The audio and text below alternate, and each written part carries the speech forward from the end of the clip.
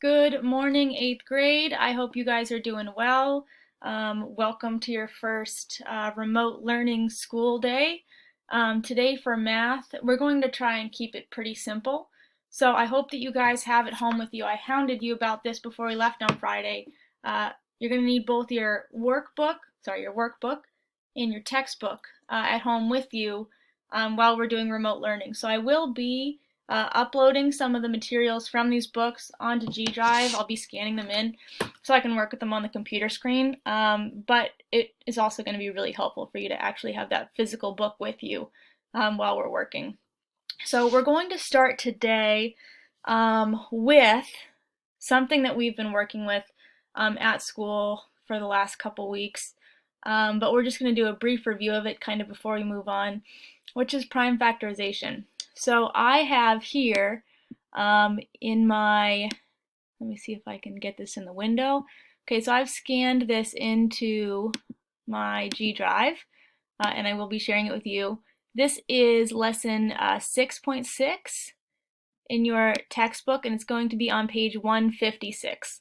So you can either for now just follow along on the screen with me, or if you want to pause the recording now and grab your textbook, you could open up to page 156. So we've talked about prime factorization, and I've actually downloaded this tool here so that I can write on my computer screen and you can see it. And I'm kind of testing this out for the first time, so you guys have to be patient with me. Let's see if we can make it blue to differentiate. I think it's still going to be black. Yep, we'll figure that out later. Okay. So we had talked about prime factorization, and let's say we wanted to find the prime factorization of the number 36. So I would have the number 36. I'm going to start my factorization with my lowest prime factor, and seeing as the number 36 ends in an even number, my divisibility rules tell me that that number is divisible by 2. 2 is going to be my lowest prime factor of the number 36. So I'm going to start with the number 2 on the left side. And if we know, so we know that 30 divided by 2 is 15, and 6 divided by 2 is 3, so we can do 15 plus 3 equals 18. We know that 18 times 2 equals 36.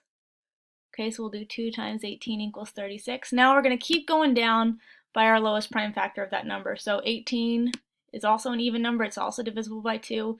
So 2, and on the other side, of course, we're going to have 9. 9 is not an even number, but it is a composite number, and it's actually a square number, so it's divisible by a prime factor of 3. 3 squared equals 9, so we're going to have 3 times 3 equals 9. And now, of course, what we're looking for at the end of our prime factorization is that all of the numbers we're left with are indeed prime numbers, so we should not have any composite numbers left in the bottom of our number tree. I'm going to try one more time to see if I can, oh, I think I got it, to see if I, there we go, to see if I can change the number, excuse me, the color. So if I underline these numbers, right, these should all be prime numbers, the numbers I'm left with, and these are the numbers I'm going to use to make my prime factorization. So I should have 2 times 2, which of course in 8th grade we're no longer writing 2 times 2, we're writing 2 squared, which is equivalent to 2 times 2, right? 2 squared. And then we're going to write times, you can represent that by this dot here, and then 3 times 3 equals 3 squared. Okay, so what we should have here is we should have an expression, 2 squared times 3 squared, which is equivalent to the number that we began with, right? So the number that we started our prime factorization up with here should be equivalent to the expression that we just generated using prime factors. So 2 squared, and I'm going to try and pull in now another Chrome extension. So this is the calculator extension. I'm going to pull this into our window here. So if I did my prime factorization correctly, this expression should of course come out to be 36, right? My prime factorization should be equivalent to the number that I was making a prime factorization of, that I started with. Okay, so we're going to try 2 squared, so 2, I'm going to go 2 times 2 equals 4, times 3 equals 12, times 3 equals 36. So my prime factorization, I checked it with a calculator and it does indeed come back out to 36. So this is what we're going to be doing in this lesson today, is we're going to be practicing using a calculator to check a prime factorization that we already generated. So we're not going to be generating the prime factorization as I did here. We're actually going to be checking the prime factorization using a calculator. And if you guys don't have a calculator that you brought home, I think most of you, if not all of you, have calculators that travel with you, but if you do need one, there are many available on the internet. And this one is it's a Chrome or a Google, it's a Google app that I downloaded, so it's Google Calculator, and it works really well. And actually, I'll show you guys, if you expand it out to a full screen, I'm not sure my screen was still sharing then, but it actually has the ability to be expanded out into a full screen so you can really see all the calculations nice and big, very clear. Okay, and I like how it shows you line by line too, so it says 5 plus 5 equals 10, and you can scroll up and you can actually see the whole of your expression. So then if we were to keep manipulating this, so we could say 10 divided by 2, and we could see each line. So I actually really like this calculator. I'm not a spokesperson for Google. Google did not pay me to make this advertisement, but you know, just if you guys were looking for a calculator, this Google calculator is working really well. Okay, so what we're going to be doing today is we are going to, of course, as always, we have this guided example on the first page of our lesson. So we're on lesson 6.6, chapter 6, lesson 6, and we're hoping to move by the end of this week out of lesson 6, or excuse me, chapter 6, so that we can move on to a little bit of a factor review, and then I really would like to touch on some more variable equation type stuff before we get too far out here. So we're going to be working on this today. The example on page 156 shows you exactly how you would use a calculator to generate the prime factorization. So up here we're given the prime factorization of 756, which would be 2 to the second times 2 to times 3 to the third times 7. So 2 times 2 times 3 times 3 times 3 times 7. And then they're just showing you the example here of what we just did, of how you would plug that into your calculator. So you'd first do 2 times 2 times 3 times 3 times 3 times 7. And the number that you come out with at the very end should be equivalent to the number that you started your prime factorization with, right? So I also scanned in the next page here, and this is the practice that I'm going to ask you to do on your own today. So my hope is that you guys would spend, you know, roughly, so these assignments that we're going to be doing, depending on if we have a live class or a Google Classroom assignment, they're going to be between 30 and 45 minutes. And again, today we're just kind of testing out the technology. We're seeing how we're connecting. So it's going to change a little bit. But basically today, what I'm going to ask you to do is go through these practice problems here. So you're going to be on page 157, and I'm going to ask you to go through these problems and find the solutions. Okay, so that's going to be your work for today. And in these online remote learning sessions, there's not going to be a differentiation between classwork and homework, right? We're all at home, it's all homework. So anything that you're doing is going to be contained within that, 30 to 45 minute period. So I'm not going to have you do this and then additionally do homework. This is going to be your math work for the day.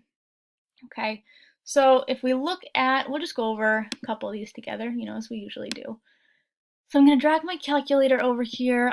My first question asks me to find the product, calculator come back, of these numbers. So my prime factorization is 7 to the third times 13 to the second.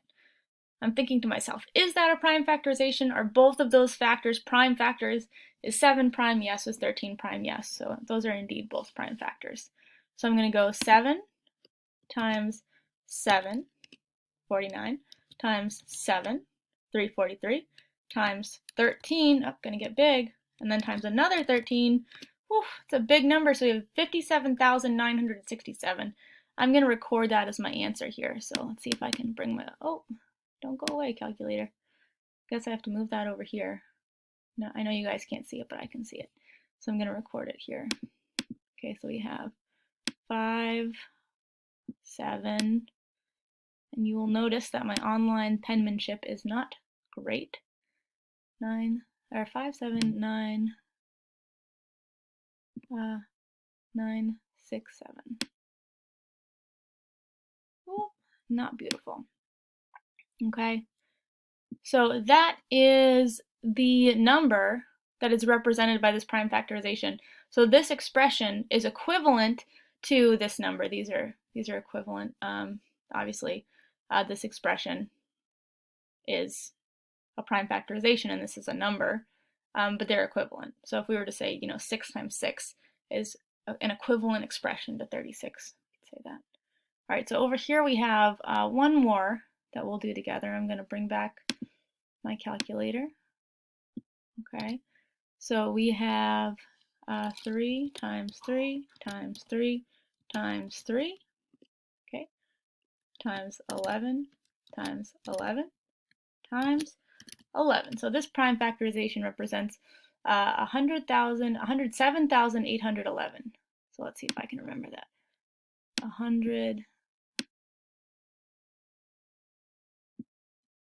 7,811. Okay, so that's the first part. The first part is that we're taking these prime factorizations that we've already been given, and we're plugging them into our calculator to generate the number that is represented by the prime factorization. Okay, so next what I'm going to do is I'm going to look down at part B, and I'm going to use the calculator to check each prime factorization. So here I'm given the prime factorization, I'm given the number it's supposed to represent, and I'm determining, is the calculation correct? Did this person who generated this this number here follow the right steps? Did they do the right thing? Is this the right answer? So I'm checking the answers basically. So here I have 5 to the second times 7 to the third. So I have 5 times 5 equals 25 times, and I know that 7 times 7 is 49, so I'm just going to do times 49 and then times one more 7. So it's 8,575. 8,575. That one is correct. Good job, math textbook. So I'm going to give this one a check. Okay, and that's what I'm going to do. So I'm going to go ahead with the rest of these and follow the same procedure. Okay, what I'd like you to do is I would like you guys to do this on paper. Okay, you have your textbooks and paper in front of you. I want you to do this on paper. I want you to take a picture of it. You can use your computer, you can use your phone. It doesn't really matter to me how you take a picture as long as it's technology that your parents are approving of. You're going to send a picture to me. You can email it to me. And what I would like to do when I get you guys on live is I'm going to have you download these extensions that I'm using so that you can write on your screen, and then you can just send me a screenshot of your work. So ultimately, that's what I'd like to do because I think it's going to be a lot easier for us to share information. But for now, for today, why don't you just do it on paper, take a picture when you're done, and send it on over to me. So you're going to complete this, send me a picture. That's going to be your work for today. Okay, and I will see you guys for a live class tomorrow. Okay, and we'll talk more. But I hope you have a great day, and I will see you soon. All right.